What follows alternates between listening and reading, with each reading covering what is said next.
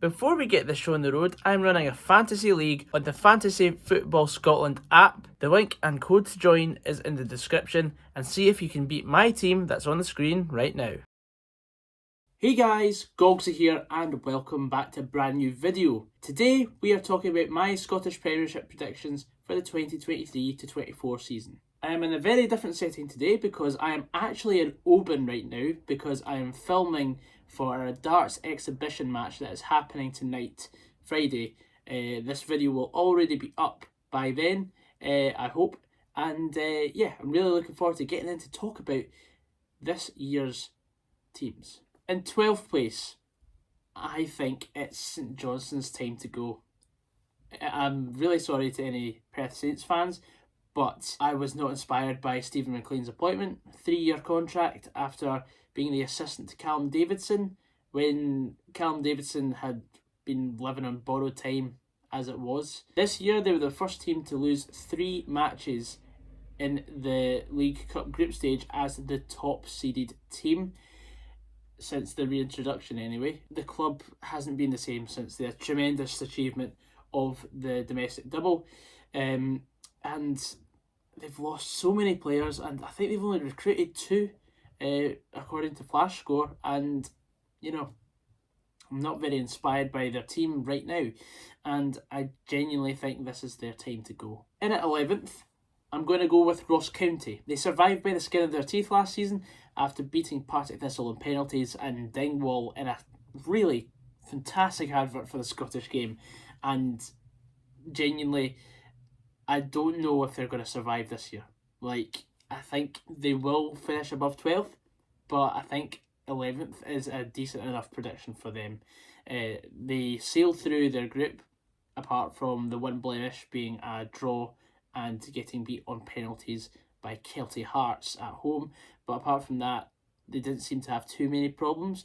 However, you know, the League Cup group stage can be deceiving, and I do think that this year they will struggle again. And at 10th, I'm going to go with Livingston, because although Livingston have, as my friend Ewan Rankin likes to say, like they are punching above their weight being in the division themselves, but I genuinely think, as Martindale has been alluding to, that they are constantly cutting back on budgets. David Martindale is trying to prepare everyone for the worst possible outcome this season, and yeah, I think they may have to sell a couple of their key assets in order to reinvest in the squad, and I genuinely fear for them as well, because I think this could be the first season since they came up that they will be potentially in a relegation scrap. In at 9th, I'm going to go with the new boys Dundee FC, because I think they'll be okay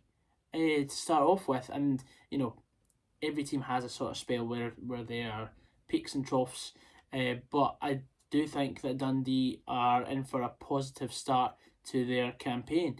I don't want to say that because Motherwell are playing in them tomorrow, but I am quite positive about who they've recruited. Like, Zach Robinson's back again for another season, and he's basically Dundee's player now because of his loan spells from Wimbledon, and I think he's out of contract next year, so it could be a case of them signing him.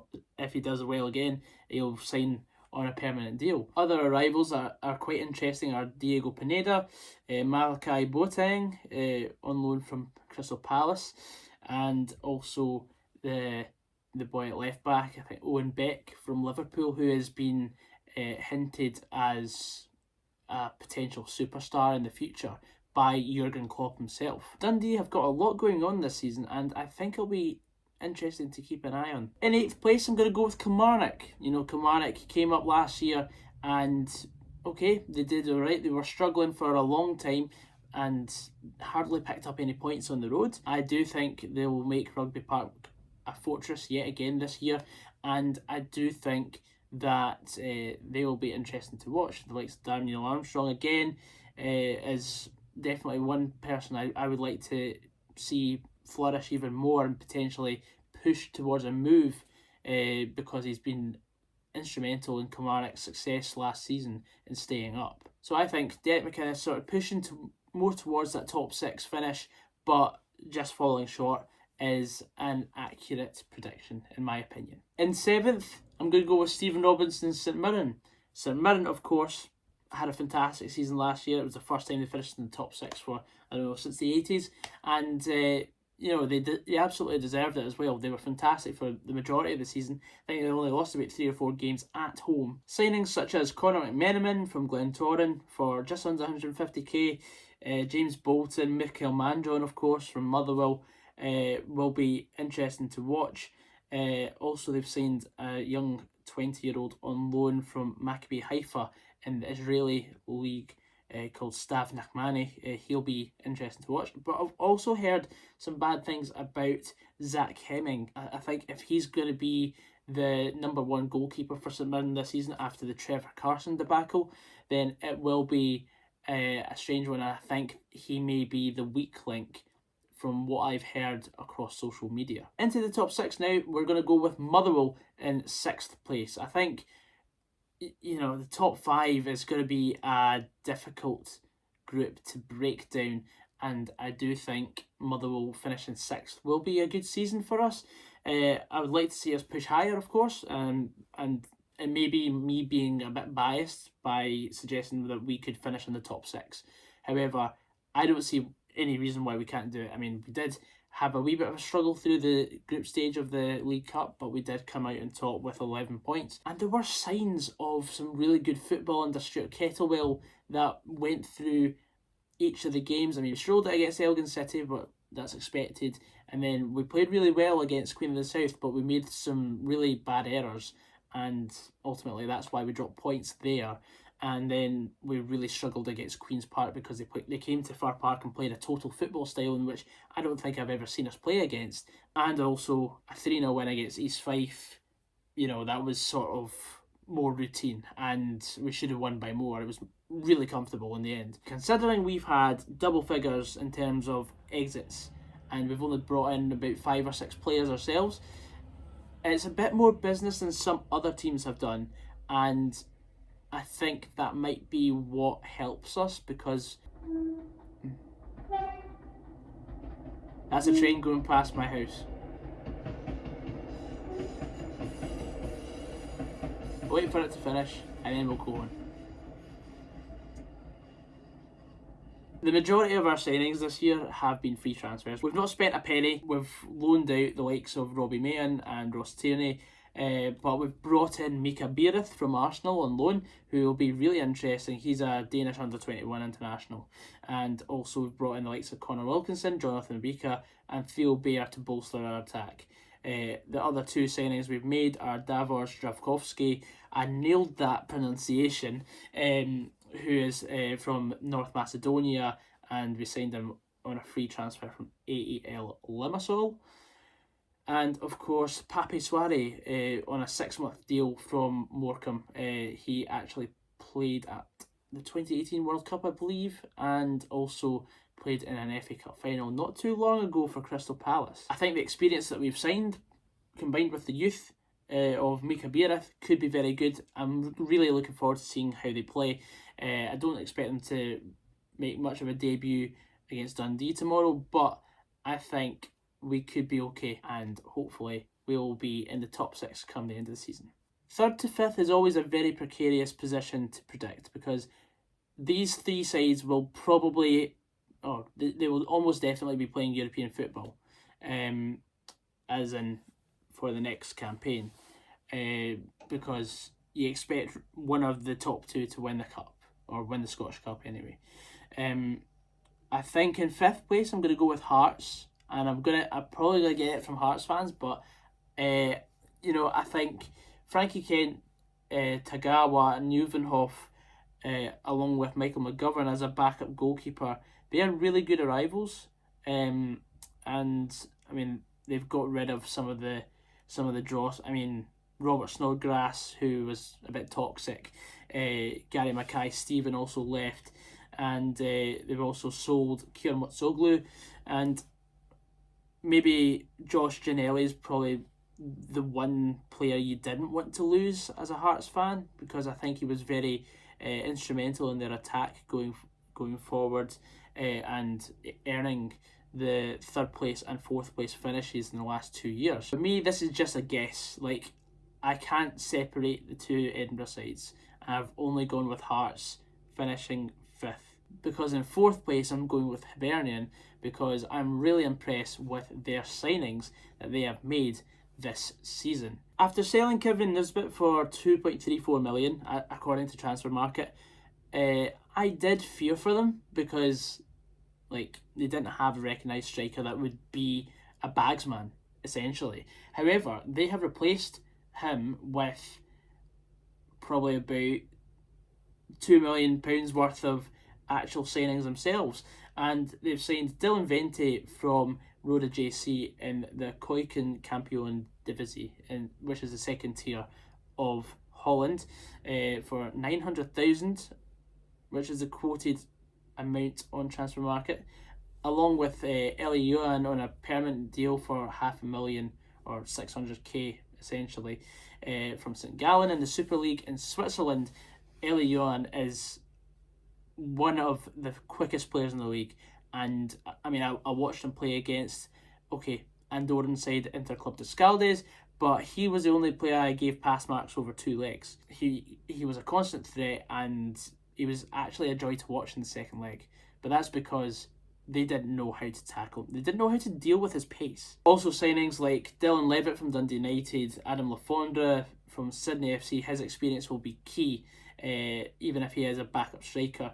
And also signings such as Max Boric and Jordan Abita are very decent acquisitions. Also, they've signed Will Fish on loan from Man United for a second season.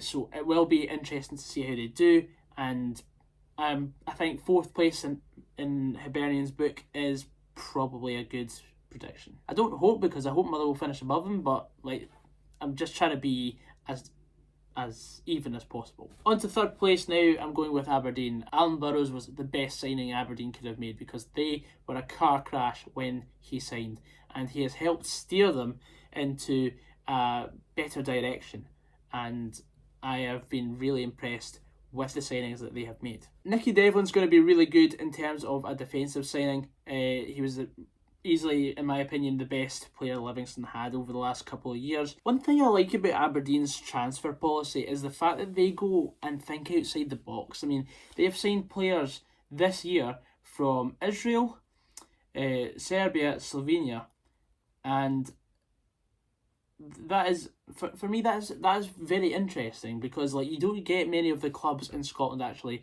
going into that sort of market. I mean, it's only been in the last couple of years clubs have gone to sign players from Japan. We will not talk about Riku Dinzaki. They've signed Leighton Clarkson on a permanent deal, and Rhys Williams, both from Liverpool. Williams, the latter being a loan move. They did make $3.5 million on Ross McCrory and Ramadani, which also helps with their signings, and also some of the money will be going back to Cormac, I'm pretty sure. On to the top two now, the bit that you're all waiting for, Rangers and Celtic fans. I am going to go with the winner of the league, in my opinion, is Celtic. Second place Rangers, but I think it will be very tight. I think it will be between 2 or 3 points this year, and it will probably be the tightest the league has been.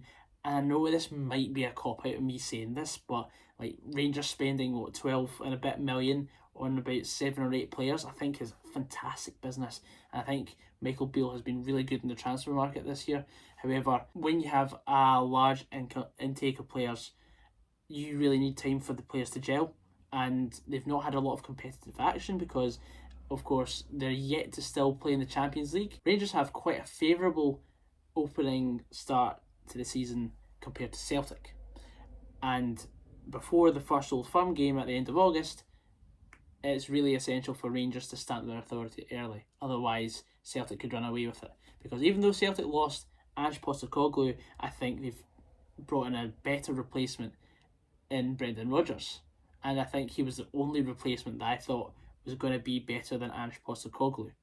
Now, don't get me wrong, Postecoglou is fantastic. He was a brilliant manager, and they played some of the most attractive football. The experience of Brendan Rodgers and Celtic fans saying, "Oh, he's a Celtic man," they'll be easier to get back on board, even though all the toxicity of the last time. He's seen as a Celtic man, sort of helps when he's trying to redeem himself, because Brendan Rodgers does have a lot of redeeming himself, even with some of the Celtic fans. I mean, I've seen some of the Celtic fans come back on side with him immediately when he was going to sign, and obviously Celtic fans are going to be a lot better to talk about this subject than I am, because I'm just an outsider looking in. Celtic's team right now is absolutely sensational, and I think it's going to be very difficult for Rangers to still break down that door of getting their 56th,